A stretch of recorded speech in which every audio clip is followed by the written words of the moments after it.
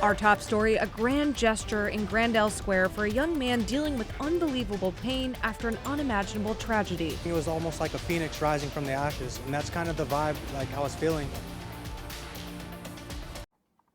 Tonight, a gathering of all walks of faith. Good evening, I'm Laura Barcheski. I'm in for Mike Bush. This marks 1 week since the explosion and fire in North St. Louis County in that neighborhood. And 5 on your side's Annie Krall, as local artists raise their voices to help the families directly impacted by devastation on Evan Aire Drive. Annie. Laura, the investigation into the cause continues as officials have pointed to a gas probably being a likely issue, but one teen's family, after their nephew was severely burned at today's benefit, focused on moving forward rather than looking back. Third-degree burns on the lower part of his body because he had to go through the fire. That's what happened to 18-year-old Dontea Anthony Jr. on August 25th. His uncle, Terrence Hardy, said he was in the basement of the home that exploded in North St. Louis County. My sister had went out to run.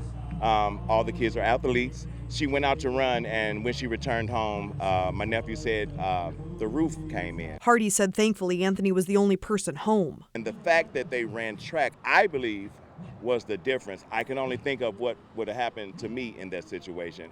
But the fact that he was quick thinking and was able to get out, I would have been too worried about the fire, me being burned. Anthony is still recovering from being burned on 85% of his body. We're just hoping that, once he gets able to see himself, that it doesn't send him in a backlash, but, everything is healing, pretty well.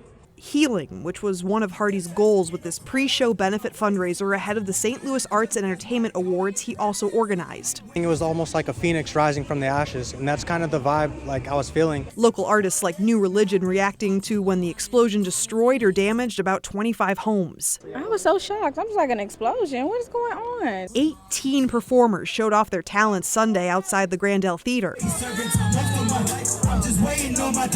People can give money, people can give, a lot of different things, but when you add entertainment, you bring all those elements together as one. Music is a language of any culture, any city, any state around the world, so music is a good way for us to get a message out there. Inspirational words as families focus on rebuilding. The music will kind of get you off your feet and make you feel like, okay, yeah, let's gonna get this together, let's be positive. A GoFundMe link has already been started for the Hardy Anthony family. They've raised more than $66,000. If you'd like to donate, you can find a link in the As Seen on TV section of KSDK.com.